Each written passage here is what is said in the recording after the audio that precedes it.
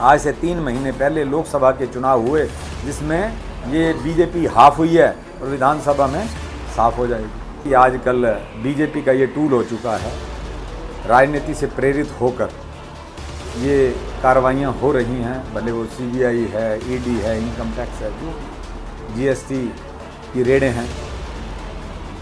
ED के अंदर अगर मैं अपराधी होता या मैंने कुछ गलत किया होता तो निश्चित तौर पे मेरे खिलाफ कार्रवाई करते ही है।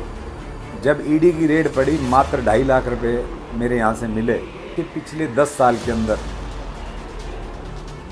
बीजेपी ने सिवाय सत्ता सुख भोगने के अलावा कुछ भी नहीं किया। जो आम जन है उसको पोर्टल के माध्यम से इन्होंने जितने भी पोर्टल शुरू किए, भले वो फैमिली आईडी हो, प्रॉपर्टी आईडी हो, जितने भी मतलब इन्होंने जनता का ये शोषण कर सकते थे, इन्होंने सारी जनता को उन पोर्टल की लाइन में लगा दिया। आज हमारे युवा साथियों को रोज़गार की ज़रूरत है, आप रोज़गार की बात करते नहीं हो, बात फिर मंदिर पे ले जाते हो। और जब बात होती है महंगाई कम करने की तो कहते हैं धारा 370 हटा दी। उनसे क्वेश्चन कुछ किया जाता है, उसका आंसर कुछ दिया जाता है।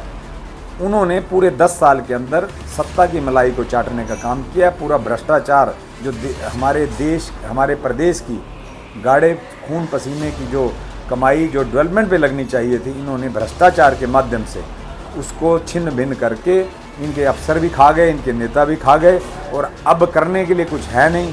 आम जनता का कोई भी आम आदमी काम करवाने के लिए जाता है तो ये बंगले जागते हैं, उनको खुद को ही नहीं पता है। वो एक्चुअल में इतने बौखला गए हैं, हार से डर रहे हैं वो। उनको पता है कि आने वाली जो सरकार है वो कांग्रेस की सरकार आने जा रही है, इसलिए उनको कुछ याद ही नहीं रहता और इतने ज़्यादा बौखलाए हुए हैं, उनको पता ही नहीं है कि पार्टी ने मुख्यमंत्री जी को कहाँ से चुनाव लड़ने के लिए अधिकृत किया है। मुख्यमंत्री जी कह रहे हैं कि भाई मैं करनाल से लड़ूंगा। मनोज जी, आप मजबूत दावेदार हैं करनाल से विधानसभा की, तो अगर बात करें करनाल की तो क्या क्या मुद्दे आपके जो है इस विधानसभा को लेकर के रहने वाले हैं? सबसे पहले तो मैं डिजिटल भूमि के सभी दर्शकों का और आपका बहुत बहुत धन्यवाद करता हूं कि आज मुझे आपके माध्यम से हरियाणा प्रदेश की जनता के समक्ष अपनी बात रखने का अवसर मिल रहा है। जैसा कि आपने बोला कि करनाल के अंदर हालांकि 10 साल करनाल सीएम सिटी रहा है, परंतु 10 साल के दौरान उसमें हमें कभी भी करनाल वासियों को ऐसा महसूस ही नहीं हुआ कि हम सीएम सिटी में रह रहे हैं। उसके बाद हालांकि करनाल को स्मार्ट सिटी भी घोषित किया गया। स्मार्ट सिटी के अंतर्गत लगभग 1000 करोड़ रुपए के लगभग फंड आया, लेकिन वो सभी सारा का सारा फंड भ्रष्टाचार की भेंट चढ़ गया। बाकी करनाल के अंदर बहुत सारी समस्याएं हैं। आज से 10-11 साल पहले माननीय भूपेंद्र हुड्डा जी जब मुख्यमंत्री थे कांग्रेस पार्टी से, उन्होंने करनाल के अंदर हमारे विश्व के अंदर परचम फहराने वाली हमारी बहन कल्पना चावला के नाम से एक मेडिकल कॉलेज की सौगात दी थी, लेकिन उस मेडिकल कॉलेज के अंदर ना तो डॉक्टर्स हैं और ना वहाँ पे कोई इक्विपमेंट्स हैं। मेरा सबसे पहले जो प्राथमिक कार्य रहेगा, अगर मेरे ऊपर हुड्डा साहब की और कांग्रेस पार्टी की मुझे टिकट देते हैं, निश्चित तौर पे करनाल की जनता मुझे विधानसभा में भेजने का काम करेगी। मेरा सबसे पहला काम होगा जो वो मेडिकल कॉलेज के अंदर जो हॉस्पिटल है उसके अंदर डॉक्टर्स पूरे हों, उसमें इक्विपमेंट्स पूरे हों। उन जो आज मरीज प्राइवेट हॉस्पिटल के अंदर दर दर की ठोकरें खा रहे हैं, उनको इलाज के लिए इधर उधर ना जाना पड़े। उसके बाद करनाल की जो इंफ्रास्ट्रक्चर जो एक बेहतर होना चाहिए था, जो इतना स्मार्ट सिटी के तहत इतना फंड आया जो कि करनाल के जनता के लिए, उनके डेवलपमेंट के लिए करनाल के ऊपर लगना चाहिए था, वो नहीं लगा। आज इंफ्रास्ट्रक्चर डामाडोल हुआ है। माननीय हुड्डा साहब से कह के इंफ्रास्ट्रक्चर को मजबूत करने का काम किया जाएगा। जो हरियाणा प्रदेश की सबसे बड़ी हमारे युवा साथियों के लिए एक आज बेरोजगारी सर उठाए खड़ी है। बेरोजगार युवाओं को रोजगार दिलाने के लिए अपने भरसक प्रयास करूंगा मैं। उसके बाद जो महंगाई इतनी बढ़ चुकी है, महंगाई को कहीं ना कहीं महंगाई से राहत पहुंचाने का, जनता को राहत मिले, उसका प्रयास करूंगा। जो करनाल शहर के अंदर थोड़ी सी बारिश आने के बाद पानी भर जाता है, सड़कें टूटी हुई हैं, ये जो एक छोटे छोटे बहुत सारे काम हैं जो प्राथमिक तौर पे होने चाहिए थे, वो नहीं हुए हैं, उनको करवाने का काम करूंगा। और उसके बाद करनाल को स्मार्ट सिटी घोषित किया गया, उसको हम कोशिश करेंगे कि वो अब एक्चुअल में स्मार्ट बने, ऐसा मेरा प्रयास रहेगा। मनोज जी, आप डिप्टी मेयर भी रहे हैं करनाल से, काफ़ी समय से जो है एक्टिव है राजनीति में करनाल। तो अभी करनाल में जो है बीजेपी में घमासान मचा हुआ है कि जो प्रदेश अध्यक्ष हैं उनके, वो नायब सिंह सैनी जो मुख्यमंत्री को कहीं और से जो है विधानसभा चुनाव लड़वाना चाहते हैं, लेकिन नायब सिंह सैनी जो है वो करनाल में ही चुनाव लड़ने के लिए अड़े हुए हैं। तो इस वाक़े को आप किस प्रकार से देखते हैं? देखिए, अब उनकी वैसे तो ये उनका व्यक्तिगत विषय है, परंतु उनको खुद को ही नहीं पता है, वो एक्चुअल में इतने बौखला गए हैं, हार से डर रहे हैं। वो उनको पता है कि आने वाली जो सरकार है वो कांग्रेस की सरकार आने जा रही है, इसलिए उनको कुछ याद ही नहीं रहता और इतने ज़्यादा बौखलाए हुए हैं, उनको पता ही नहीं है कि भाई कि पार्टी ने मुख्यमंत्री जी को कहाँ से चुनाव लड़ने के लिए अधिकृत किया है। अब मुख्यमंत्री जी कह रहे हैं कि भाई मैं करनाल से लड़ूंगा, जबकि अगर आपको सही पूछें तो मेरा दिल से मेरी इच्छा है कि नायब सैनी जी करनाल से ही चुनाव लड़ें।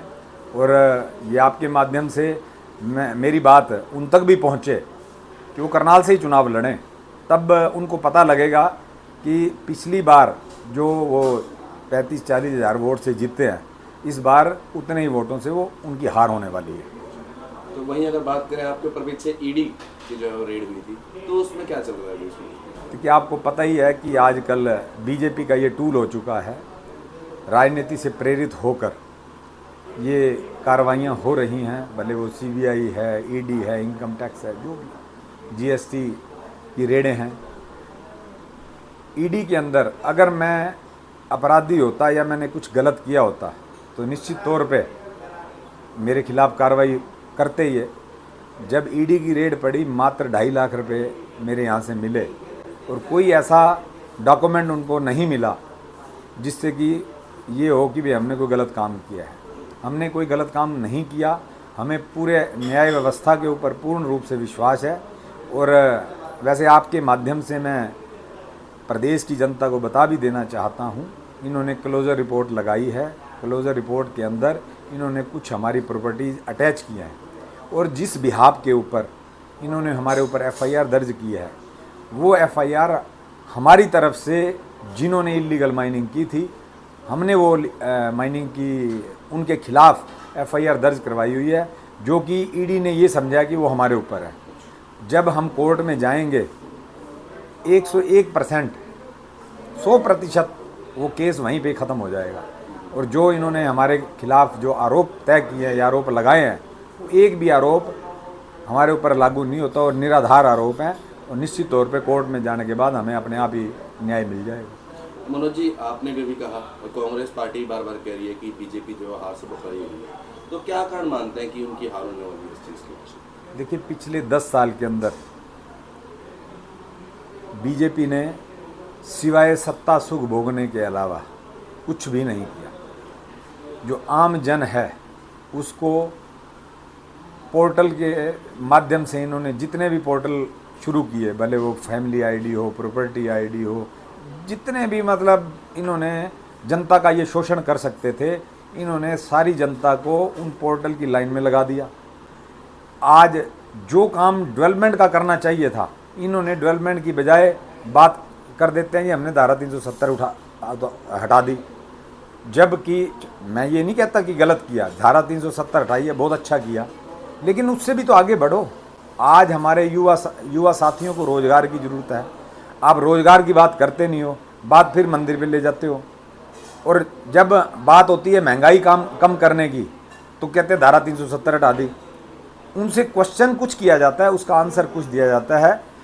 उन्होंने पूरे 10 साल के अंदर सत्ता की मलाई को चाटने का काम किया। पूरा भ्रष्टाचार जो हमारे प्रदेश की गाढ़े खून पसीने की जो कमाई जो डेवलपमेंट पे लगनी चाहिए थी, इन्होंने भ्रष्टाचार के माध्यम से उसको छिन्न भिन्न करके इनके अफसर भी खा गए, इनके नेता भी खा गए, और अब करने के लिए कुछ है नहीं। आम जनता का कोई भी आम आदमी काम करवाने के लिए जाता है तो ये बंगले जागते हैं, काम कुछ भी नहीं करवाते। किसी भी आदमी को राहत पहुँचाने का इन्होंने काम नहीं किया। जब काम नहीं करेंगे तो निश्चित तौर पे लोग इनके खिलाफ होंगे। आज पूरे प्रदेश की जनता खिलाफ है। उसका ताज़ा उदाहरण आज से 3 महीने पहले लोकसभा के चुनाव हुए, जिसमें ये बीजेपी हाफ हुई है और विधानसभा में साफ हो जाएगी। तो बीजेपी छोड़ने का कारण क्या यही मानते हैं जो आपने बीजेपी छोड़ी कि कार्य नहीं हो रहा था उस समय पब्लिक को? बिल्कुल 4.5 साल के अंदर मैंने बीजेपी ज्वाइन इसलिए की थी क्योंकि देखिए, मैं राजनीति में आया, कोई सत्ता सुख भोगने तो आया नहीं था। मैंने तो पिछले 5 साल जब मैं डिप्टी मेयर रहा, 13 से लेके 18 तक मैंने निरंतर लोगों की सेवा की, दिन रात लोगों के हित में खड़ा रहा, उनके सेवा भाव में खड़ा रहा। वही सोचकर मैंने बीजेपी ज्वाइन की थी। लेकिन किसी प्रकार की भी राहत जनता को जब मिलती हुई नज़र नहीं आई, जब हमारे कहने पे कोई काम नहीं हो रहे थे, हम लोगों के आशाओं के अनुरूप नहीं उतर पा रहे थे, तो मैंने ये ठीक समझा। और देखिए, राजनीति में मान सम्मान के लिए आया हूँ। जहाँ मान सम्मान ना हो तो वहाँ से अलग हो जाना चाहिए। इसलिए मैंने बीजेपी पार्टी छोड़ने का निर्णय लिया और इस मई के अंदर मैंने कांग्रेस पार्टी ज्वाइन की। भाई दीपेंद्र हुड्डा जी ने मेरे को पार्टी ज्वाइन करवाई थी।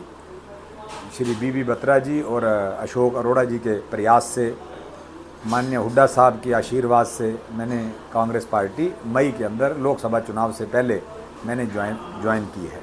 मनोज जी, से पहले हम बातचीत खत्म करें तो चलने से पहले करनाल की जनता और प्रदेश की जनता के लिए आप अपने मैसेज? करनाल की जनता और प्रदेश की जनता के लिए मैं हाथ जोड़ के ये निवेदन करूँगा कि पिछले 10 साल के अंदर जिस प्रकार से आपका शोषण हुआ है, उस शोषण का बदला लेने का समय है।